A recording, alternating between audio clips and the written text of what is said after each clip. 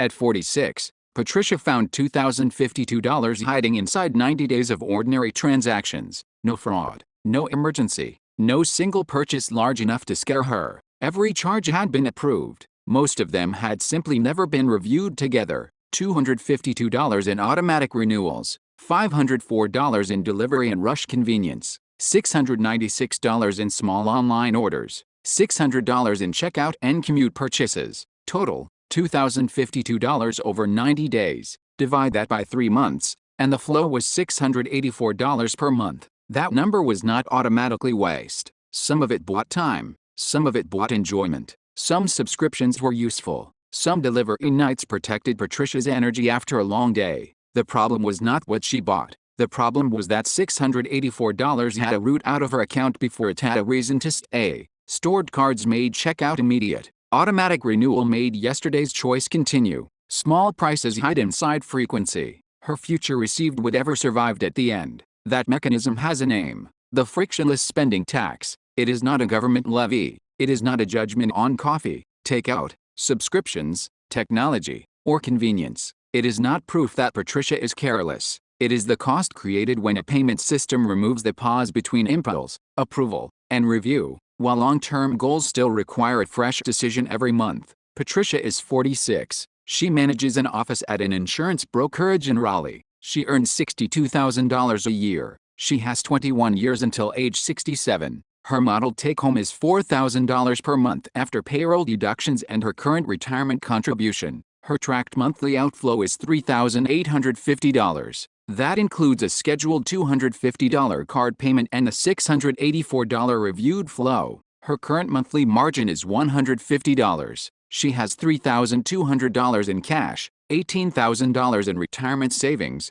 and $9,600 on a card charging 22.99%. Her current retirement funding is $150 per month. Her narrow tracked position is $11,600. $3,200 cash, plus $18,000 retirement, minus $9,600 card debt. That is not her complete net worth. It excludes a vehicle, home equity, other debt, taxes, insurance value, and anything not listed. And her model take-home is not a federal or state tax calculation, but the ledger exposes the system. The frictionless spending tax has 3 parts. The first is the frequency blind spot. A $9 transaction looks small when it appears alone. 4 similar transactions in 1 week still feel ordinary. A month later, the memory of each purchase is gone, while the total remains on the statement. The amount is not hidden. The frequency is. Patricia used to ask one question at checkout: can I afford this charge right now? That question ignored the other versions of the same charge already moving through the month.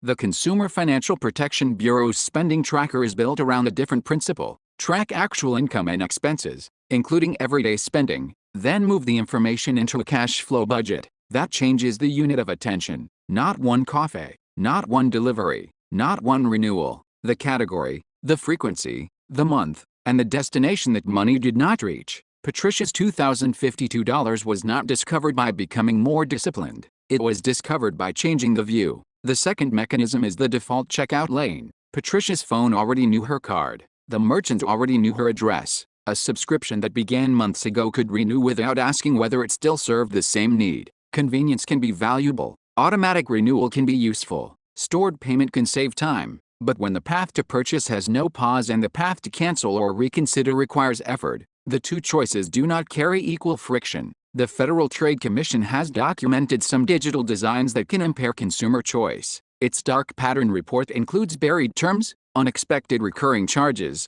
and cancellation paths that are difficult to navigate. That does not mean every merchant or every subscription is deceptive. Patricia's ledger does not prove misconduct by anyone. It proves something narrower. Her purchase route was automatic. Her review route was optional. The third mechanism is future last routing. Patricia's card payment happened on schedule. Renewals happened on schedule. Stored card purchases happened at the moment of impulse. Retirement happened when she remembered. The future was competing against systems that had already been automated. This is why motivation did not solve the problem. Patricia did not need to want retirement more every Tuesday. She needed the future to receive a route as strong as the route serving the present. Now comes the turn. In Berkshire Hathaway's 2013 shareholder letter, Warren Buffett wrote about the non-professional investor. His guidance emphasized ignoring market chatter, keeping costs minimal, and owning a broad cross-section of businesses through a very low-cost index fund. He also described written instructions for his wife's trust,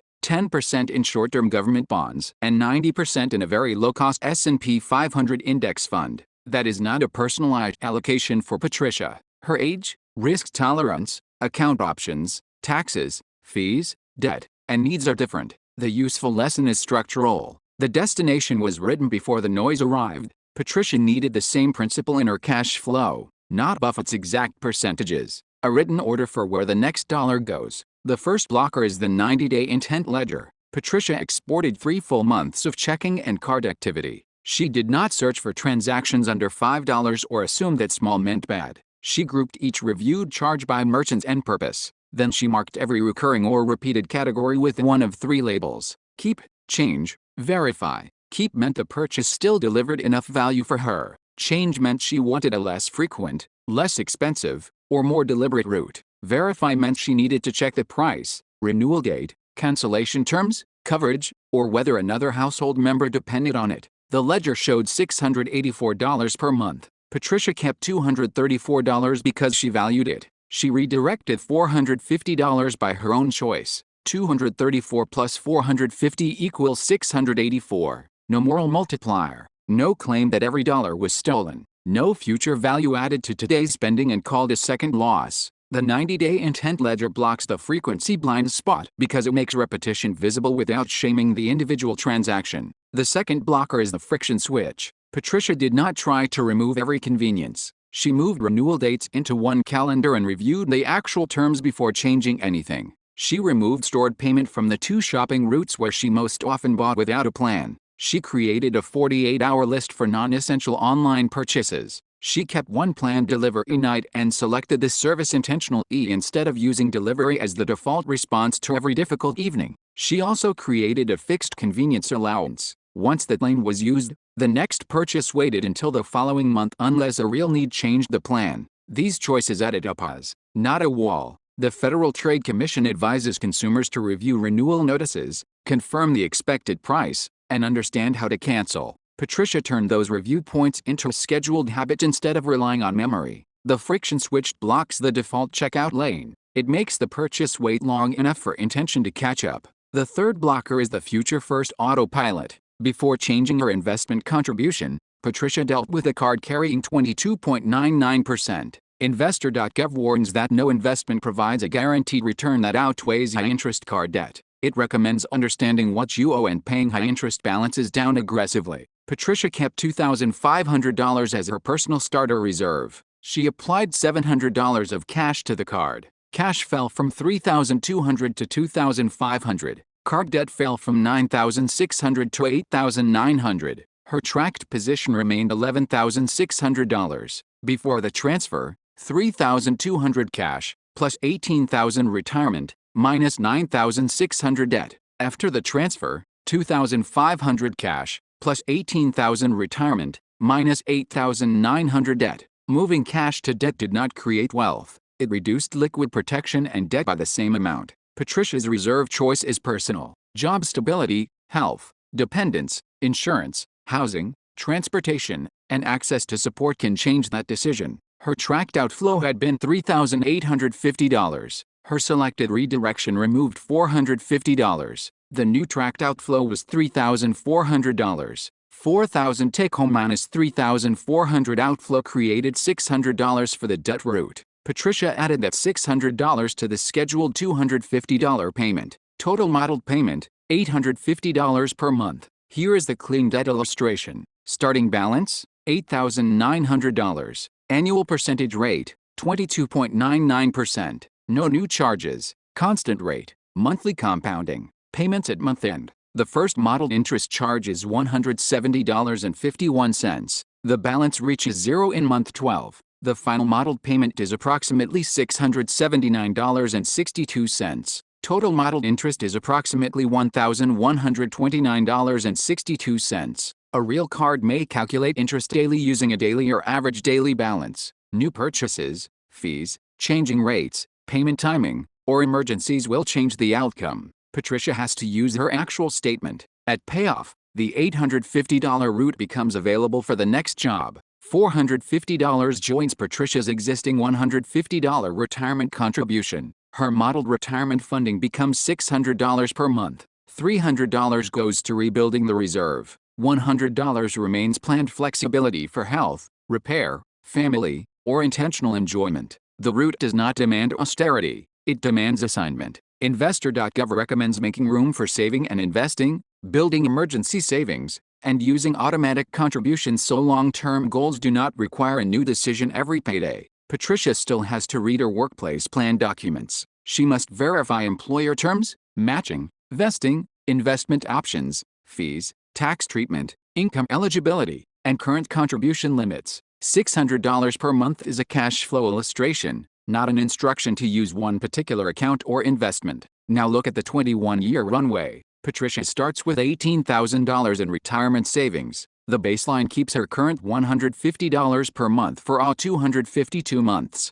At a fixed 5% illustration, the path ends near $117,977. At 7%, it ends near $163,599. The action path keeps $150 per month during the 12-month debt model. Then it uses $600 per month for the remaining 240 months. At 5%, that path ends near $302,942. At 7%, it ends near $398,016. The model difference is approximately $184,965 at 5%, or $234,417 at 7%. These are fixed assumption illustrations before fees and taxes. Returns will vary, markets can fall, contributions can pause. The values are not guaranteed, and neither ending amount proves retirement adequacy. The point is not that canceling a subscription creates a guaranteed fortune. The point is that a recurring route can serve either the present or the future,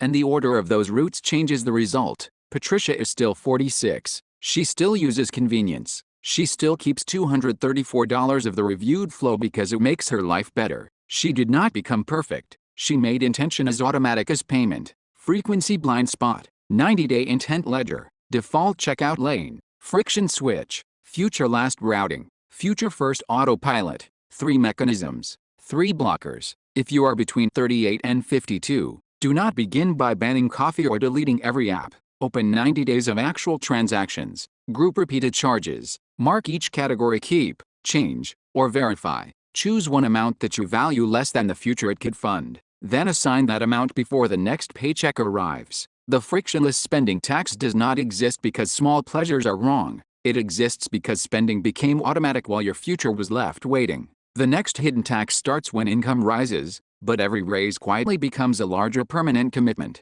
That mechanism is waiting in the next video.